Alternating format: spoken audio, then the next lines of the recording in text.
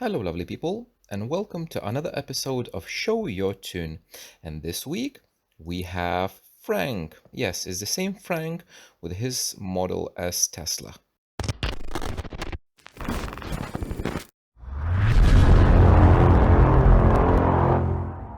So this is the same Frank that sent me all the Alpine stuff, and I kind of showed him how to tune his one of his Teslas that he has his Alpine stator system in, but this is another model of his, and he just wanted to show what he did after literally spending 2 hours, maybe more than 2 hours on the phone with me following my tuning guide CADBug.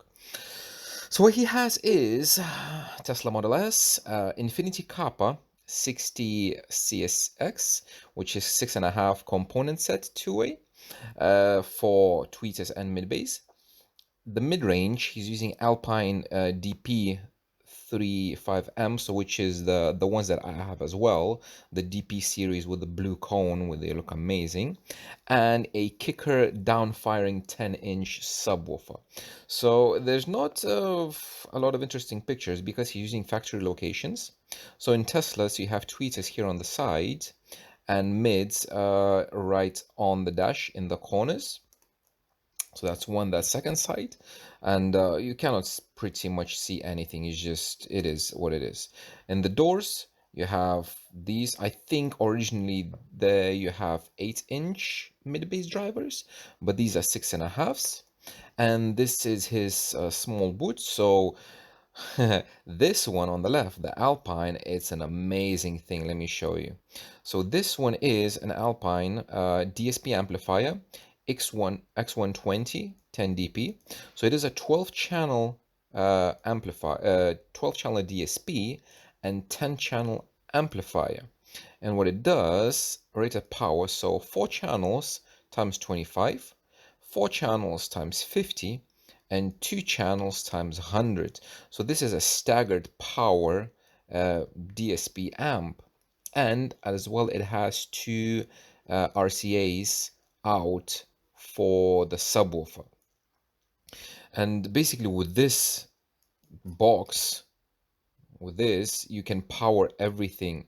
And it looks so cool. Look, so you have all the outputs, just 2 RCA outputs, and everything else is like a solution, like all-in-one solution, which is an amazing thing.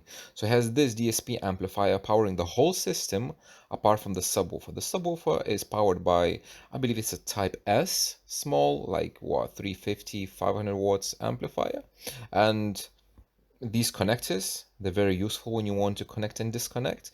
And this amplifier as well, like the DSP that I have as well, it has this kind of wiring which goes, it doesn't have like an amplifier positive negative, but it has like this plug. So on the 0850X, there is 3 wires for positive and 3 wires for negative. This one uses 6. So 6 pins for positive, 6 pins for negative, and then after the fuse, it becomes one, it looks like close to 8 gauge wire for the whole DSP amplifier, and this looks beastly. It looks very cool. And so yeah, factory locations, Tesla, with some components. Let's have a look at the Infinity Kappa very quick. So this is the 60 CSC, so 6.5 inch. We have power handling, not important. 93 dB sensitivity. In the beginning, I was looking, wow, that's quite sensitive. And I was like, why? So if you look at the nominal impedance, it's 2.5 ohms. It's not 4 ohm drivers. So these drivers are perfect for small amplifiers because all the amplifiers are rated 4 ohms and 2 ohms, and very few speakers are actually 2 ohms. So these being 2.5 ohms, they can draw more power from the amplifier, well, giving that the amplifier can supply it, but it's basically you have more headroom. There's no information about the tweeters apart mentioning that the crossover point is 5.7K. So, but this is going to be probably a 12 dB. So I would imagine the FS of the tweet is something like 1.5K, 1.7 maybe. It's quite high.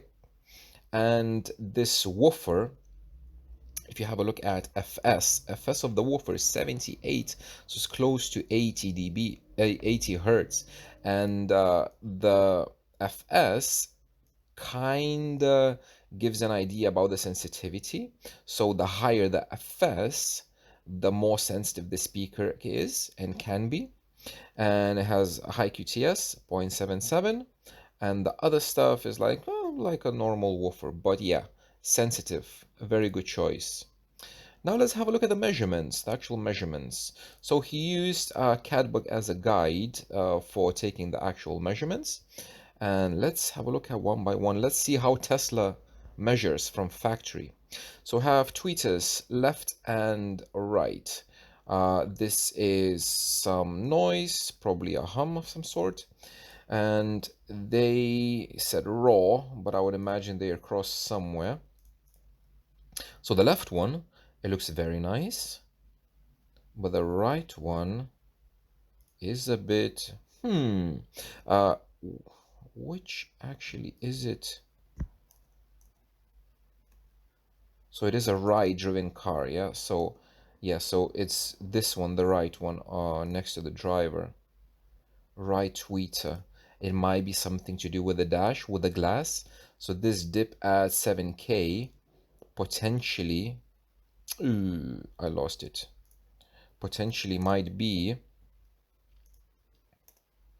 a reflection from the glass, from the windshield, because you see, it is kind of off axis, I would imagine. So it might be a reflection from the windshield or a reflection from the dash.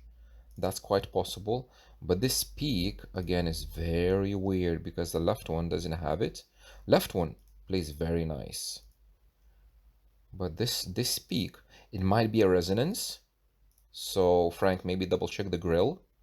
Maybe it's resonating because like sharp peak like that could be an indication of a resonance of some sort. Check if the grill is buzzing, like play 4.2K sine tone and just look for buzzing somewhere. I don't know.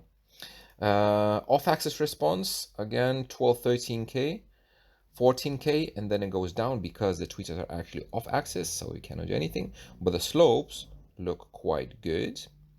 That's a tweeter. Mid-range left, mid-range right. Yeah, it is of a bit of a mess. It is messy. So the main dip that I see is here, which is caused by reflection from the windshield. So this is a bit higher at 1.8 and 1.8K. So this is reflection from the glass. And when you tune this, you cannot do pretty much anything with it. So just it is what it is. We have some boost here because like the level, normal level is somewhere maybe something like this. So we have some natural boost. However, this dip between 3 and 400 is very weird. This this again could be a reflection from the side window maybe, but yeah, it's not very nice. So this would need a bit more investigating. Yeah, but the DP series play quite high, 12K. They play quite low, down to 130, 150, because they have an FS of, if I remember correctly, 120, 130, 140, something like that, with high Q. So that's why the drop off is quite steep. Let's have a look at the mid bass, left mid bass. So that's the passenger side, which is okay, playing nice, and then bam, nothing at 500, a big hole. Okay, and the right one, yeah, the right one has, so now it's difficult to say which one is the actual driver side null, but I would say it's this one because it's about 130. It's not that deep, which is great. It's not bad. It's not going to cause any major issues. But yeah, left one has massive problems here. So with those, yeah, this one up to 400. So to cross it, maybe 200, 215 to the mid-range, somewhere there, just to avoid this big null. And for the right, to 250 up to 400. Yeah, it's nice. So 250 plays nice with the mid-range in the dash. And let's have a look at the tweeter and mid. Yeah, so tweeter and mid. So see, like if you would cross it somewhere, actually let me just show just one because there's too many graphs. If you decided to cross, like hypothetically speaking, if your tweeter is playing low down to 2K, you wouldn't want to have a crossover exactly in the same place where you have this massive hole and dip, because that's going to be creating you massive problems. So you want this area to be outside of the crossover region. So even if you have problems here, you want to make sure that these problems are not in the crossover, but in the actual bandpass that the driver is playing. So if I would have this like problem here, probably I would want to cross it like 2.8, maybe 3K, because you have good response all the way up to 6K, and those tweeters cannot play very low. So yeah, probably 3.5K you can cross them just to have this dip in the actual bandpass and not in the crossover region. And subwoofer. So this is a kicker down firing, so I would imagine supported enclosure, tuned to 37 hertz probably. That's this peak. And like, to be honest, this is a very nice response, because you have just a tiny dip here at 58, 57, but it's very narrow.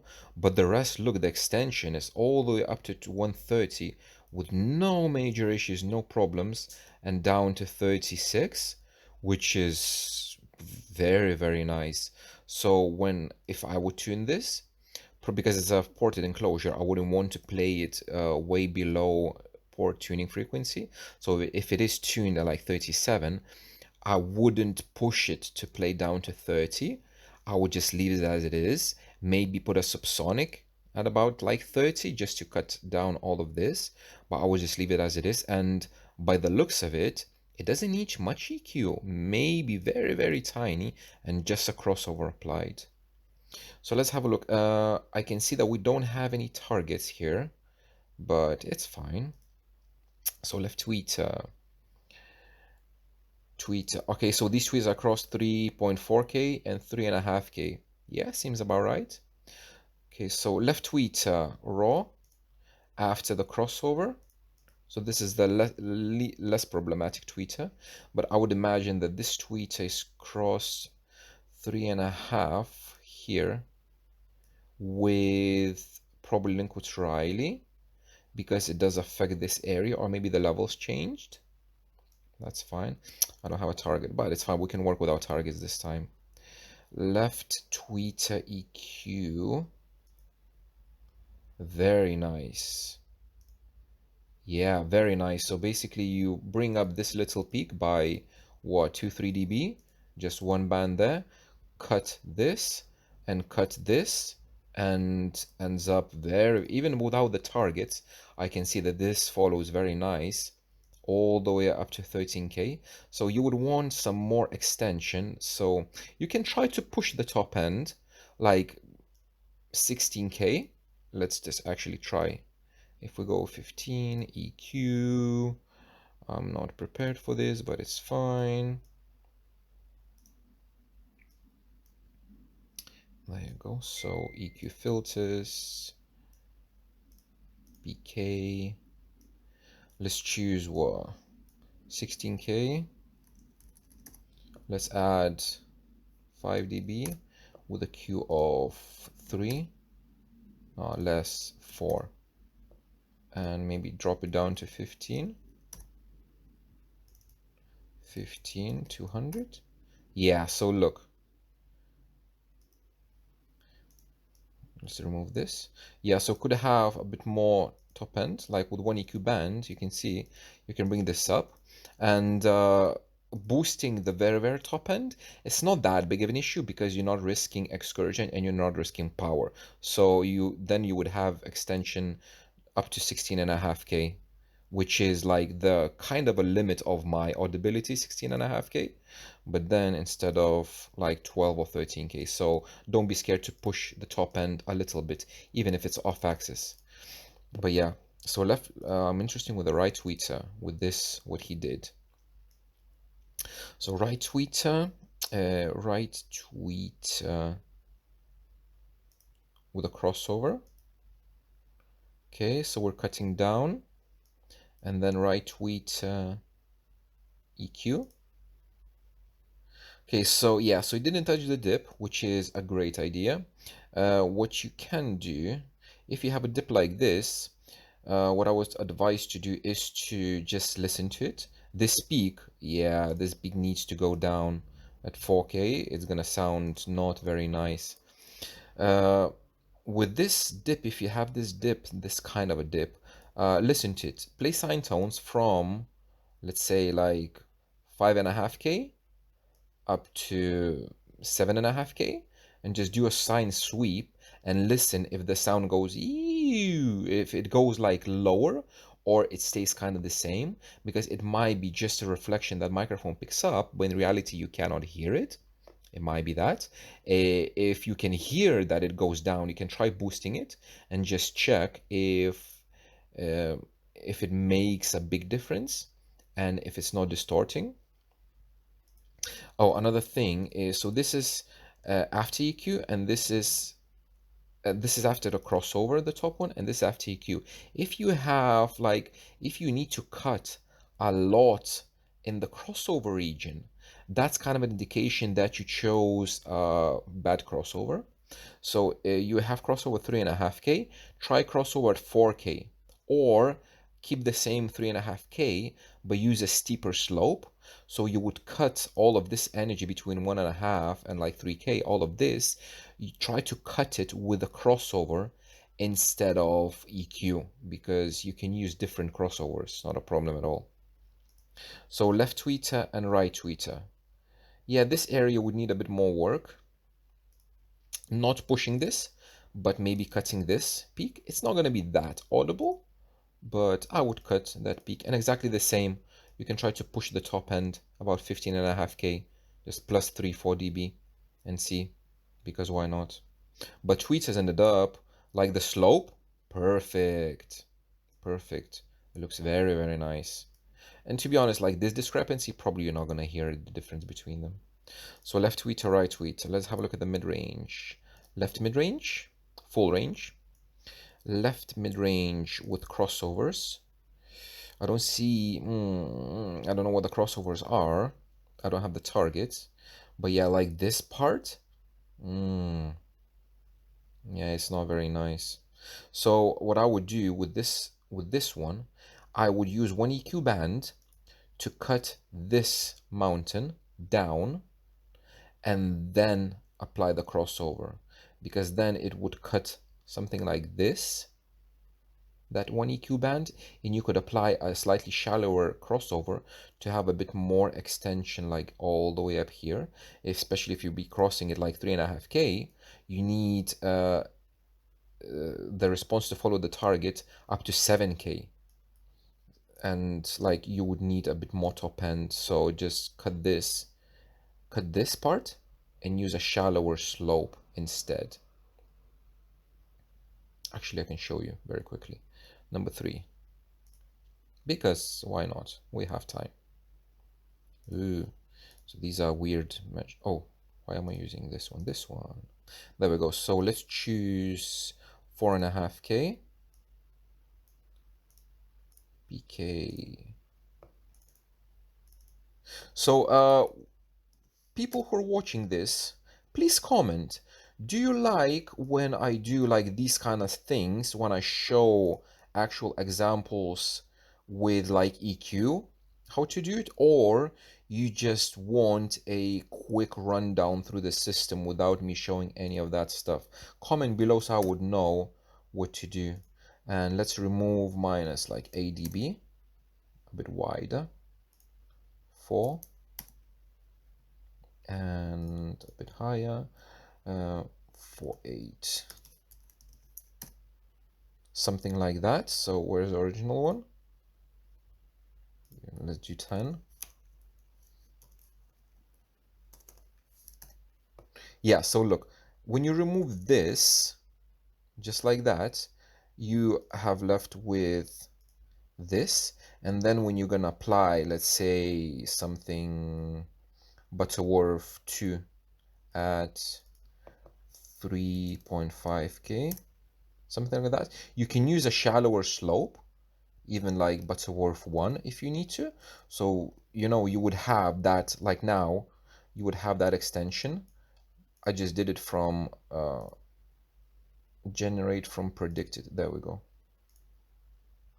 There we go. So see, even if the level don't match, you have this extension, the green one. If I remove this one and take this one, let's bring it down just to match the level, just like that. And there we go. So instead of like a sharp drop off down to nothing here, see, you have kind of smoother transition. So you need to play with the crossovers and just to have a bit more, because your target is gonna go much it's not gonna drop off like off a cliff like this. So yeah, use a shallower slope and just one EQ band. But yeah, so left mid EQ, left mid, this is after EQ. Yeah, so perfect. A little boost here, just 2-3 dB, amazing. This again, this area could be removed with a steeper crossover or a different crossover point, so you wouldn't have to EQ down. But then, yeah, then this wouldn't match down. So yeah, I think it's fine. This extra energy needs to go down. You cannot do anything. This dip, don't do anything, just leave it as it is. And yeah, very nice. So the only thing that you would need a bit more extension here just to fill this area. It's not a big issue, but you know, like if you're going for perfect, why not? Because this looks very, very nice. Apart from this, like the very top end. So that's the left one. Right mid. It is janky, but it is what it is. Right mid crossover, and again exactly the same situation here. So with this one, just take this peak down by 15 dB, all this mountain, level it just like that with this one, and then you will be able to have this area like this extending instead of dropping like off a cliff. But yeah, this might work with a different crossover maybe as well. Let's have a look at the EQ. Right mid EQ. No, this is perfect. So a little boost, a little cut, a little. This is like, for me, it's like I know it doesn't look like perfect, but the choosing of the target level is almost perfect for me, because you need to choose a target level that you have some boost, some cut, not only full boost or not only full cut. Like if you have a bit of everything and you have the target in between these peaks and dips, this is just amazing. So he boosted this area a bit, which might not be an issue, might be an issue, not sure. We need to listen to this, because like this area between 1.5 and 3K, it's like it's a mess. If you listen to it like in the car, the sound is like, if you move your head a bit sideways, the sound can come from one or the other side. But like this area, the EQ work on this, I like it. Very, very nice. Mid bass, left bass. Again, on the left one, the only issue is here, the extension. But so yeah, these drivers, as I mentioned, have an FS of 80, 79 Hertz. So they are dropping off quite early, even without the crossovers. And when you apply the crossovers, they're gonna drop even more steeply. But you cannot do anything about this because it's just the drivers, they are what they are. Left bass, left bass, where is it? XO. Yeah, so we're cutting about 250. And I would imagine 80 as well. So the slope is much steeper, but it is what it is. Left bass EQ. Okay, so I think what happened, he boosted the bottom end. 19. I think he had to boost. Yeah, because see, I'm matching all of this because the level changed as well. Yeah. So what happened, what he did, he cut this, amazing, cut. He chose the target level with the lowest dips, which is good. However, he boosted the bottom end below 70. I wouldn't advise to do that because then you would need to watch very carefully the excursion of the driver just to make sure it's not struggling. It's not that much, it's like 4 dB, but like, yeah, it might not be an issue, but just watch the excursion at high levels if the driver likes it or not likes it, and try to avoid to boost the very bottom end. If you have loads of headroom in your system, what you can do is you can either choose something like this, or maybe he chose something like this. Maybe he cut all of this, I'm not sure, just to have this extension. Or if you have a higher target line, see, it's very difficult to say what he did. If you have a higher target line, then just leave this alone. Because I know, for example, in my system with the status drivers will not follow the target below like 70, 80 hertz. And I know they're gonna drop off steeper, but I will be living with it. It is what it is.